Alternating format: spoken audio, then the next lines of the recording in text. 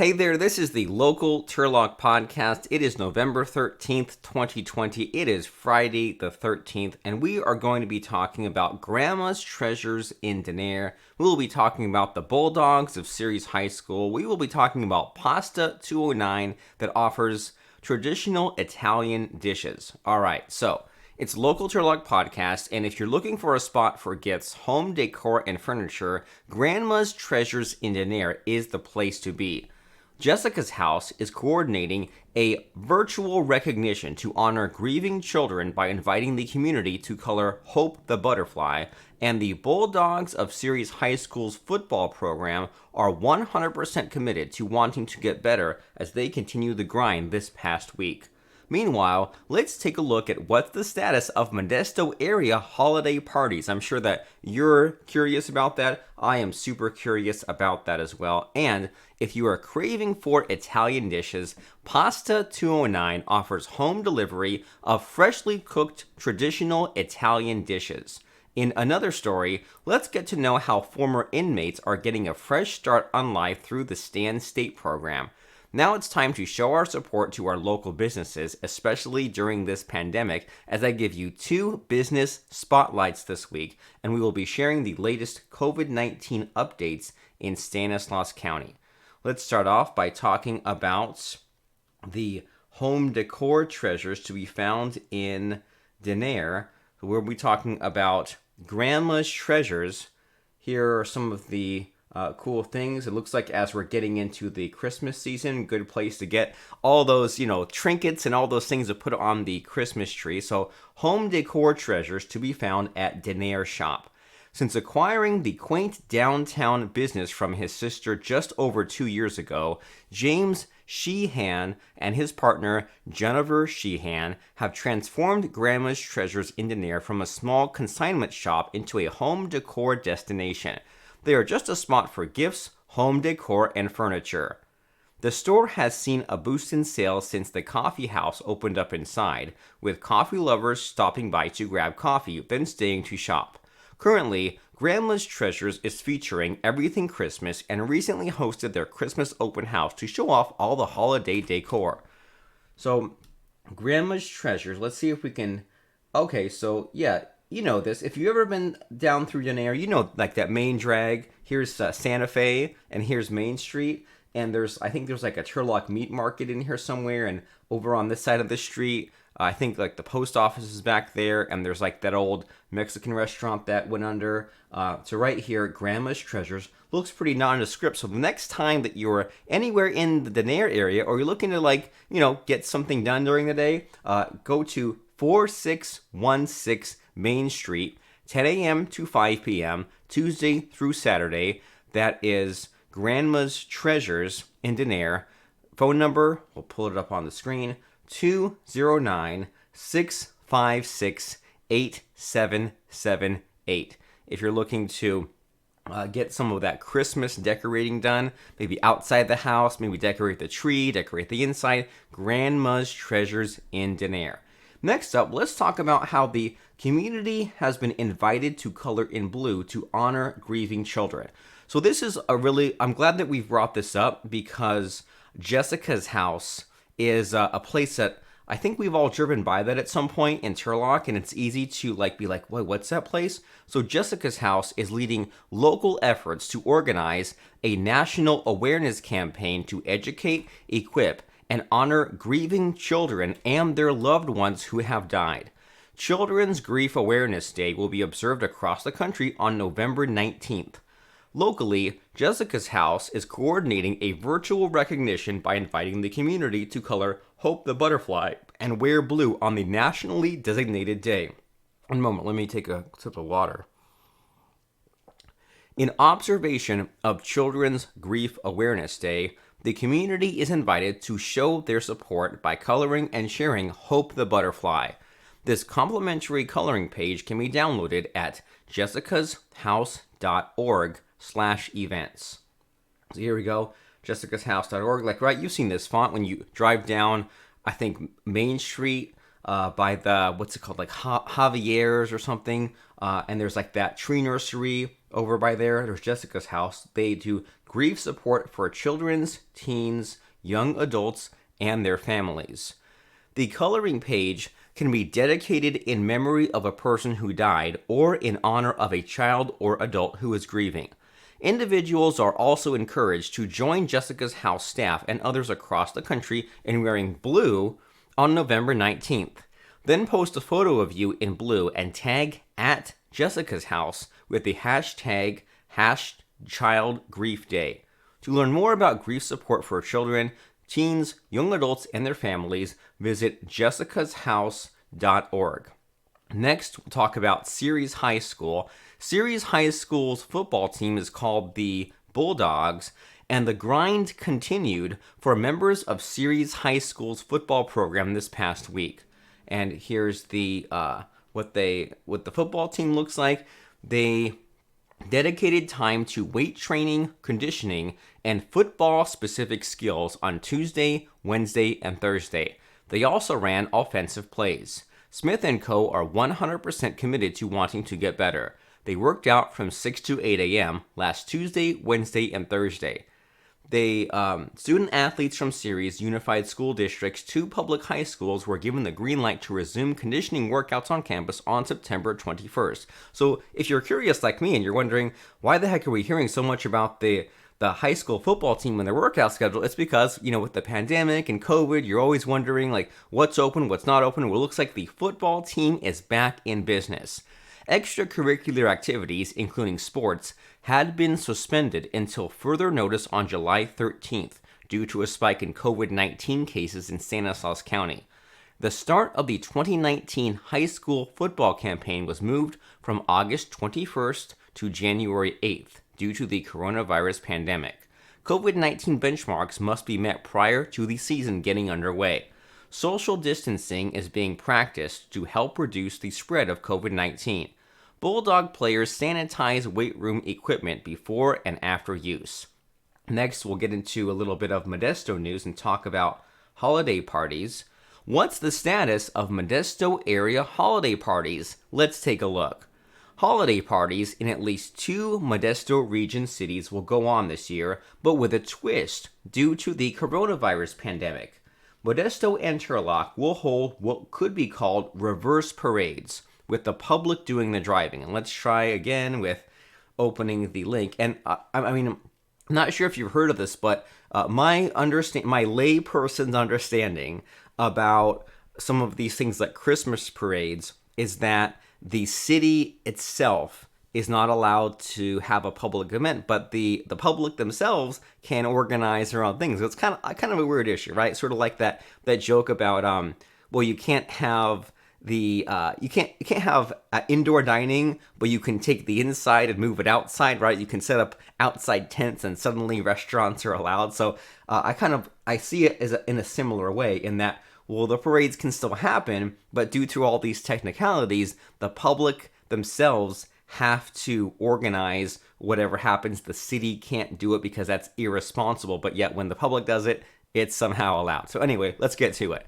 Holiday parades in Modesto and Turlock with these reverse parades. So it looks like the city of Modesto announced on its Parks and Recreation Department Facebook page, which is facebook.com/Modesto Parks and Rec, that the annual celebration of lights will be a downtown drive-through holiday cruise this year. Set for, are you ready for this? Mark your calendar, Saturday, December 5th. From 5:30 to 8:30 p.m., the event will feature displays of lights and decorations on stationary floats set up along the route, as well as storefront displays and Rockin' Holidays on 10th Street Plaza. The Rockin' Holidays portion of the event will have cars cruising along the street through 10th Street Plaza, where decorations, manufactured snow, and a tree lighting are planned. People can drive past the festive displays beginning on I Street, turning on 10th Street, and ending along 10th Street Plaza, according to a Facebook post. And we're trying to find, so I'm assuming it's this, Celebration of Lights 2020. And I was hoping to find more information or more than just, it looks like every now and then they post about it, but I guess here's the best we can do, right? About this drive-through cruise, a reverse parade genius, someone says. The page does warn that the event is subject to COVID-19 restrictions, precautions, and potential cancellation.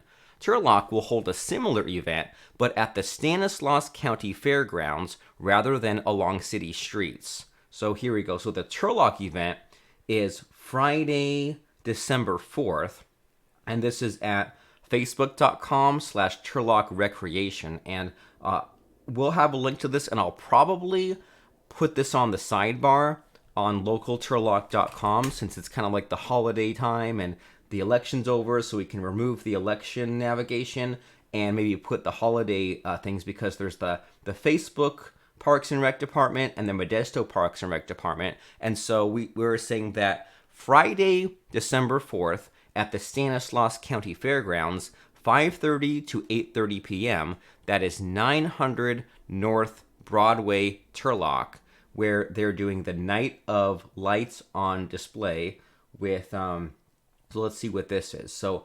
register.communitypass.net/Turlock City is where it's not helpful at all. Okay, so I guess we'll close that. So Friday, 5:30 to 8:30, Stanislaus County Fairgrounds with all the social distancing. And we would be amiss if we mentioned Turlock, Modesto, Ceres, but not Sonora, because as you know, sometimes you got to go out of town to go and get something, a little bit of a different experience. So Sonora, the public holiday parade has been canceled this year, but the city will offer residents only, so I guess us Turlockians are out of luck, to a chance to see a few decorated vehicles from their homes. And you know what? I think one of the coolest things about Turlock is the Santa truck, and I'm sure we'll get to that later once it gets to December, but it's probably too soon to see, like if I enter my street address, it's probably too soon to see. Oh, so we can look this up. Okay, so we'll get to this at a later time, but don't forget, in the coming weeks and months, that Turlock Santa truck, cityofturlock.org/fire department/about us/Santa truck.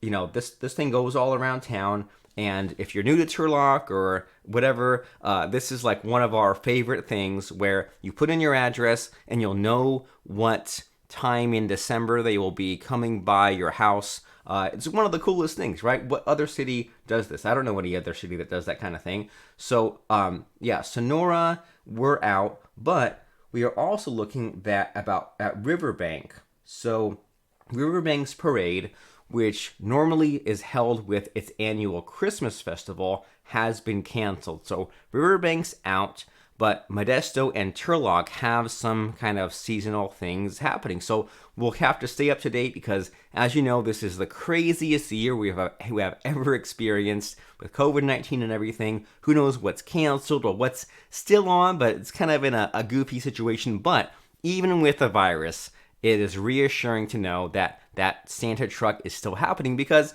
I mean, you can't catch the virus from Santa if he's way far away on a fire truck. Anyway, Pasta 209 is delivering authentic Italian fare. When the coronavirus pandemic shut down his court reporter agency almost overnight earlier this year, Newman resident Jason Buctenica parlayed his passion for food, authentic Italian dishes in particular, into his new livelihood. Buctenica, who goes by Chef Buck, rolled out Pasta 209 in July to offer home delivery of freshly cooked traditional Italian dishes. Pasta 209 serves up a variety of Italian fare, freshly prepared from scratch in a shared commercial kitchen in Turlock, and delivered weekdays to the doorsteps of patrons in Gustine, Newman, Patterson, Crow's Landing, Stevenson, and the surrounding areas just in time for dinner. Let's see if we can find a Yelp page to pull up some pictures. Well, here's a couple of pictures, right? From people leaving reviews. Let's look at this menu. 4 traditional dishes can always be found on the menu: lasagna, spaghetti carbonara, spaghetti with meat sauce, and fettuccine alfredo. Special dishes are also offered to add variety to the menu. Meals, which include a pasta dish, fresh bread, and house salad for four, start at $49. Soups and desserts are also available. Orders may be placed on the Pasta 209 website. Patrons may also text Book Technica at, are you ready for this? We've got a phone number, 209 600 4200. Orders should be placed at least 1 day in advance. Same-day orders placed by early afternoon will be subject to the availability of the dishes requested. The dinner-only service is offered Monday through Friday, with customers stipulating either a 5:30 through 6:15 p.m. or 6:15 through 7 p.m. delivery window. Pasta 209 also caters large special events on weekends, so that's good to know, right? You can't get it the same day, but if you are planning ahead somewhat, 209 600 4200, and then as they said, the items on the menu: lasagna, carbonara, spaghetti, fettuccine alfredo. All right, we are getting near the home stretch of our presentation today. We're talking about former inmates at CSU Stanislaus. Let's see what that's all about. I think we're out of our free views on Modesto B, so maybe we'll just have to read the text off the page. Come on, fingers crossed. Yes, we're back in. Thanks, Modesto B. A series of burglaries landed Henry Romero in prison for 3 years, at an age when many people are going to college. 8 years later, the Turlock resident has redirected his life with the help from a program at California State University Stanislaus. Project Rebound works with current and former inmates seeking to earn degrees. Coordinator Danica Bravo helps them assemble transcripts, apply for financial aid, and take other steps toward success. The 29-year-old enrolled this fall as a junior majoring in communications with a concentration in mass media, following 2 years at Modesto Junior College. He is a full-time student and has not decided on a career. Project Rebound operates at 14 of the 23 campuses in the CSU system. It began at San Francisco State University in 1967 and reached Stan State just last year. Stan State launched its version with a $113,000 grant from the CSU consortium of Project Rebound. The application deadline is December 1st for people hoping to be part of Project Rebound in fall 2021. Project Rebound connects ex-felons with internships and volunteer work that can help them explore careers. It points them to the Warrior Food Pantry and other help for students short of cash. They can also get help with addiction and other mental health issues. This is csustam.edu/project-rebound. And if you're a phone person, that's 667-3039. All right, so now it's time to talk about some local businesses in Turlock and some that you might not know about. I know that there's that whole other side of town, kind of the industrial side, and I've been to Turlock Recycling once. I had to get rid of some e-waste, right? Computer monitors, things like that. So this is over at 1020 South Walnut Road. Turlock Recycling Company offers 3-can automated pickup services. It specializes in the recycling of various commodities, such as aluminum cans, scrap containers, non-ferrous metals, glasses, plastic bottles, newspapers, magazines, cardboard, and radiators. The company offers weighing, separating, processing, and shipping services throughout California. They are located at 1020 South Walnut Road in Turlock. Let's try to find that on a map. Off in no man's land in Turlock here, right? If I can maybe zoom out. So it looks like on that weird side of 99. I mean, maybe just put it in the directions. 1020 South Walnut Road, 668-6060.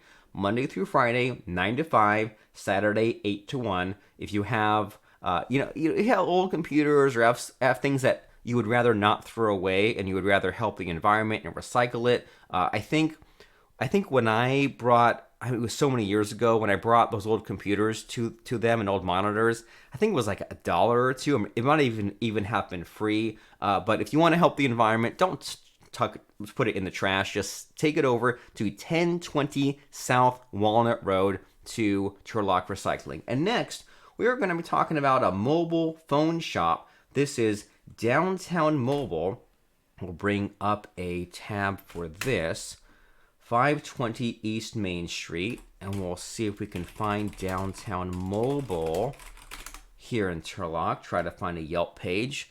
Downtown Mobile is a mobile phone shop striving for customer satisfaction. They sell phone accessories, speakers, and much more. They also do mobile phone repair, new line activations, unlock phone service, and much more. You are guaranteed that you will be pleased with their low prices. And you know what? Sometimes you have a phone issue. Maybe you got a phone off of eBay, or I know that I used to have a phone that had like a cracked screen. Sometimes you need your phone fixed, and you don't necessarily want to go to like an AT&T store. So check out Downtown Mobile at 520 East Main Street. Let me see if I can recognize this on the street. So this is across from the post office. Perfect. Okay, so, and I haven't been in this place. But you know how, like, you're on Main Street, you know how the post office, like, one side of the post office is on Main Street, other side's on Olive, right near the Bank of America. Across from the post office there, we have Downtown Mobile in a kind of an unassuming little office park. But maybe just check it out. Again, if you need something to do and you are looking to help out one of these local businesses, then see what they have to offer. Mobile phone repair, unlocking, things like that. And their phone number is 585-1104, Monday through Friday, 10 to 6, Saturday, 12 to 4. So about what you would expect for any local business, right? Closed on Sunday, Saturday afternoon, but then the usual business hours the rest of the week. And now let's get to the scary elephant in the room. I'm actually curious to find out about this along with you, because we said that Stanislaus County wasn't purple, right? And we moved up to red, which is better. But then we were kind of on the bubble as far as being in the red or not. And let me maybe look at, while we're at it, show you how things are going with the upcoming weather. So it looks like today, Friday, might be some rain. Didn't look like it, but maybe it's coming later. And then this coming week looks like just all over the place. Look at this. Sunny, cloudy, showers, but for the most part, we are going to be all bouncing around in the 60s as far as the temperature. And then the air quality, kind of in the danger zone.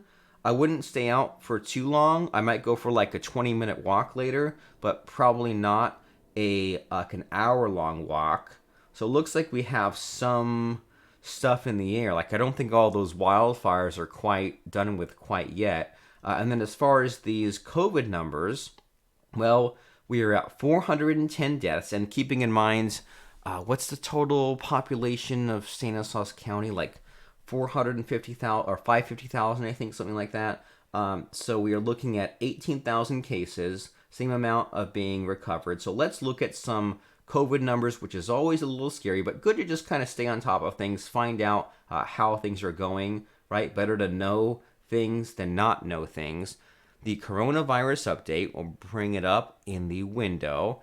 Stanislaus County's latest daily case count is nearly triple the level that officials say is needed to avoid another business contraction. The state reported 110 new COVID-19 cases in the county Tuesday, blowing past the goal of no more than 40 on an average day. So here we go. Here's the numbers. We wanted 40 cases, but we're at more of 110 cases. So we were in the purple tier, like we said, which is the most restrictive. Last month, October, we went from purple to red, easing the rules on dining, worship, and other activities. But then our single-day infection rate for the whole state of California was 12.35%. This was by far the highest rate over the past 3 weeks. And again, like, we need to be really careful because there is Thanksgiving coming up, And then there's Christmas coming up, and a lot of people say, oh, I'm over the virus. It's time to come and mingle together. But then guess what? Everyone gets infected. 2 weeks later, 4 weeks later, it spreads. Scary stuff. So here are some numbers, just so that way you know how things are going. We can say that 18,000 residents are positive. And then going back and looking at the numbers, Modesto was at 6,900. And again, we look at these numbers every week, and I go off of memory a lot, but I feel like last time the Modesto number was more like 6,300, 6,500, so that's quite a jump. Turlock, 2,600, and these last few weeks, Turlock's been more like 2,200.